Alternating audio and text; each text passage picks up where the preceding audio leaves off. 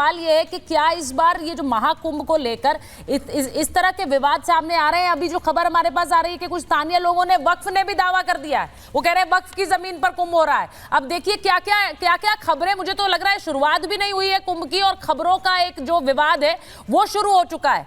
मुझे इस पर एक आपत्ति भी है, समझ भी नहीं आ रहा है कि खबरें कहां से आ रही हैं। लेकिन जो शहाबुद्दीन रिजवी ने कहा है कि एक धर्मांतरण होने वाला है, धर्मांतरण कई मुसलमानों का कर देंगे, मुझे ये बताइए तारिक साहब, ये धर्मांतरण वाली जो खबर आ रही है, उन्होंने तो योगी आदित्यनाथ को चिट्ठी भी लिख दी, इसकी जरूरत क्या है?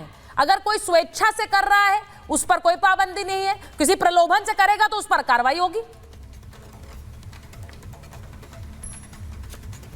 देखिए मेरी बात पूरी सुनिएगा मैम, थोड़ी सी कड़वी बात भी होती है और मैं जिस लैंग्वेज से बच रहा था वो लैंग्वेज चक्रपाणी जी ने मेरी इच्छा बहुत उजागर कर दी कि मैं उस लैंग्वेज का इस्तेमाल करूं। देखिए खराब लैंग्वेज का इस्तेमाल मत करिएगा बस। 5 जो हम लोग को फ्रीडम ऑफ, नहीं खराब नहीं, गंदी लैंग्वेज का इस्तेमाल नहीं करेंगे, लेकिन जो उन्होंने जैसे जिहादी बोला है तो हम भी उसी लैंग्वेज पे आएंगे।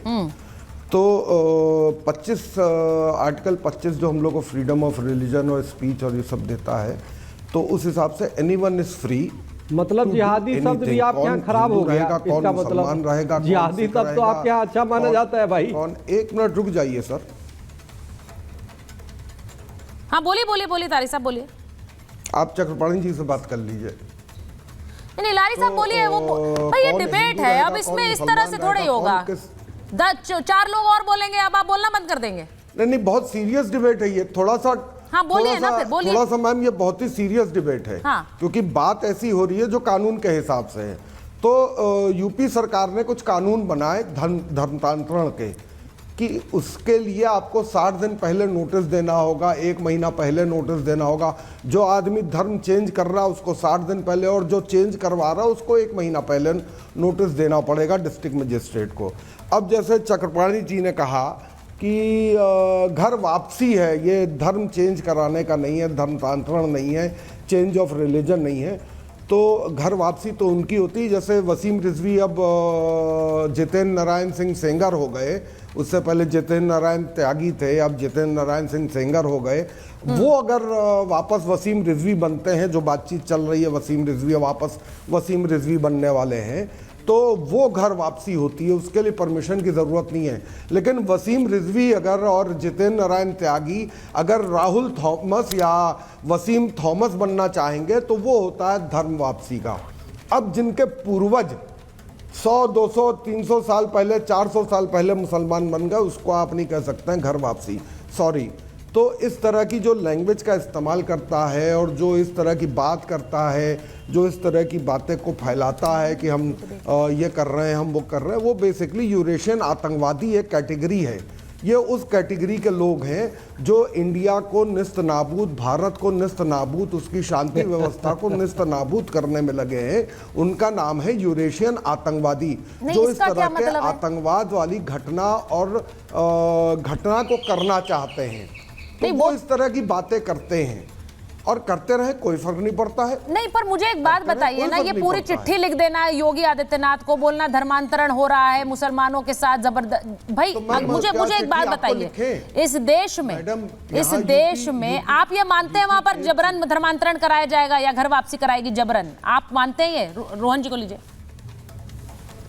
नहीं, मैंने फिर वही कहा कि आर्टिकल 25 हमको फ्रीडम देता है, मेरा कोई जबरन नहीं करा सकता है, जबरन कोई नहीं करा सकता मेरा भी।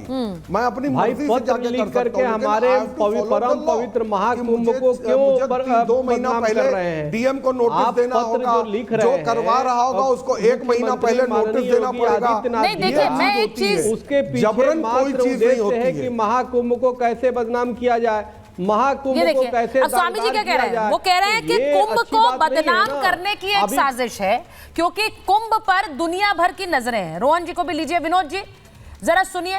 ये कुंभ पर दुनिया भर की नजरें हैं, तो फिर इस तरह की चिट्ठियां लिख दो, इस तरह के आरोप लगा दो कि भाई वहां पर एक मास धर्मांतरण होगा, मुसलमानों को हिंदू बनाया जाएगा और कुंभ को खराब करते हैं। एक धार्मिक स्थान को नशेड़ी गंजेड़ी जो है, अफीमची जो है, आकर बदनाम करते हैं, तो वो तो वैसे ही बदनाम कर इसका क्या मतलब है? विनोद जी बोलना चाह रहे हैं। एक मिनट जो ओरिजिनल साधु संत है, नहीं, महाकुंभ में देखिए लारी जी, मैं एक चीज आपसे बहुत स्पष्टता से कहूंगी, किसी का भी आस्था का पर्व हो उसके बारे में बहुत संभल कर शब्दों का चयन करना चाहिए। ये मैं हर किसी से कहती हूँ, सिर्फ आपसे नहीं कह रही हूँ। आपसे थोड़ा ज्यादा कहना पड़ता है क्योंकि कई बार आप शब्दों की मर्यादा लांघ जाते हैं। अरे मैम मेरी बात सुनिए, एक मिनट नहीं, मैं इसलिए बोल रही हूँ क्योंकि मुझे लगता है विनोद जी को आपत्ति है उस बात पर जो आपने कही। मंगला काली स्वामी चक्रपाणी को भी आपत्ति है, स्वामी चक्रपाणी को भी आपत्ति है। एक मिनट, जानती होंगी। वाह, चलिए, बहुत बढ़िया, बहुत बढ़िया। नहीं, यहाँ पर सुनिए, बहुत बढ़िया है, लेकिन यहाँ पर क्या मैं कोई क्लास लगा रही हूँ जिसमें टेस्ट होगा कि आपको कितने श्लोक पता है और मैं उनसे पूछूं कि क्या आपको कुरान की आयतें पता है? ये नहीं हो रहा है यहाँ पर। विनोद जी बताइए, विनोद जी को आपत्ति है? एक मिनट, रोहन जी आ रही हूँ, विनोद जी को आपत्ति है? विनोद जी देखिए सुचरिता जी, बात यह है कि जो लारी जी ने जो अभी जो श्लोक सुनाया, मैं ये पूछना चाहूँगा बाद में, अभी मेरी बात पूरी हो जाए उसके बाद में, ये दो मुस्लिम स्कॉलर बैठे हुए हैं, क्या इनको इस्लाम के अनुसार ठीक मानते हैं क्या? अभी इनको पता लग जाएगा कितना आता है और कितना आना चाहिए और कितना बोल सकते हैं। ये इनको कोई ना कोई फतवा भी एक और आ जाएगा। अभी तो उसके कुंभ के बारे में फतवा है, अभी इनके खिलाफ फतवा आ जाएगा। लेकिन क्या देखिए, ये जो समाजवादी पार्टी है ना जी, ये बात पर चिढ़ जाती है, बाथरूम में इस्तेमाल करता हूं। आप देखिए कि ये जो ना, ये नाम तो ला रही है इनको और चैनल पा के लड़ने आ गए, बात हम बड़ी चिकनी चिपड़ी करेंगे लेकिन कानून का भी हवाला देंगे। लेकिन आप ये देखिए ना कि कानून का पालन नहीं करेंगे। अरे मैं कहता हूँ 2019 में कानून बना था ना उत्तर प्रदेश के अंदर, उसके बावजूद भी आपके जो जिहादी बंधु हैं, अभी परसों ही ऑर्गेनाइजर ने एक रिपोर्ट जारी की है कि मात्र 2024 में 200 लव जिहाद के केसेस हैं, जो कि सिर्फ 10% ऑफ द टोटल केसेस हैं। उन्होंने बाकायदा लिस्ट जारी की है, जरा पढ़ लो भाई। ये नमाजवादी पता नहीं किस जमाने में से हुए हैं। अगर इनको कोई जिहादी बोल दे तो तकलीफ, जिहाद करना छोड़ेंगे नहीं, लेकिन जिहादी बोल ले तो इनको मातम आ जाएगा। क्यों भाई? मैं कहना चाहता हूं कि ये जो दो नमाजवादी जो मानसिकता है उससे बाहर निकलिए ना यार। देखिए, ये जो है निहत्थे राम सेवकों को गोली चलाना, इनके लिए गौरव की बात है। रामचरितमानस को जलाना, इनके लिए गौरव की बात है। सनातन को नेस्तनाबूद करने की बात करना, सवाल, और इनके लिए देखिए मेरा सवाल विनोद जी बड़ा है, गठबंधन है। मेरा सवाल ये है कि एक ऐसा आयोजन शुरू होने वाला है रोहन जी, जिस पर दुनिया भर की नजरें हैं। हम आज कह रहे हैं 50 करोड़ के करीब लोग आएंगे इस कुंभ के आयोजन में। आप सोचिए, अब यहाँ से संदेश क्या जाएगा? अब इस तरह की चिट्ठी लिखने का मतलब क्या है कि यहाँ पर एक मास कन्वर्जन कराया जा रहा है? क्या ये होता है? क्या ये होगा? क्या यहाँ कुंभ जैसे आयोजन में किसी को जबरदस्ती किसी का धर्मांतरण कराया जाता है? कभी कराया गया क्या? मेरा सवाल ये नजर आता है। हाँ, मैं रोहन जी सुचित्रा जी, पहली बात कुंभ जो है हमारी सनातन धर्म की आस्था का विषय है, और जिस प्रकार से हर धर्म को एक अधिकार है, अगर हज यात्रा होती है उसका भी एक अधिकार है। कुंभ, उसके बारे में इस प्रकार की ओछी टिप्पणी करना, मुझे इसी बात से आपत्ति है। जो हम लोग अपीसमेंट पॉलिटिक्स की बात करते हैं, जो एसपी हो या जो भी पार्टी, ये इंडी गठबंधन की उनकी मजबूरी बन चुकी है। क्यों जरूरत है भैया आपको कुंभ पे क्यों बात करनी है? एक धर्म का अपना एक पूरे उत्साह से आयोजन हो रहा है, एक बहुत बड़ी घटना है, एक पूरे सनातन धर्म के लिए पूरा एक हर्षोल्लास का माहौल है, एक पॉजिटिव एटमॉस्फेयर में बात हो रही है, उसमें भी आपको राजनीति लानी। अभी आपने कहा वक्फ बोर्ड का कहीं से फतवा आ गया, ये क्या तरीका है आप लोगों का? और एक चीज मैंने काउंटर, जो लोग संविधान की बात कर रहे हैं उनको बता दूं कि संविधान के आर्टिकल 25 से 28 ये क्लियरली लिखा हुआ है, जो कन्वर्जन की हम बात कर रहे हैं, कि कोई भी conversion which is under undue pressure और कोवर्शन इज इलीगल। बाकी उसको भी आप धर्म से जोड़ रहे हैं। अरे अधिकार है, मौलिक अधिकार है, ये कॉन्स्टिट्यूशन ने दिया हुआ है। आपको लगता है गलत है, उसके ऊपर आप सवाल उठाइए, पर उससे आप पूरे कुंभ पे सवाल उठाना, मुझे लगता है यही मानसिकता के कारण देश की जनता का विश्वास एसपी और कांग्रेस जैसी पार्टियां नहीं जीत पाती है।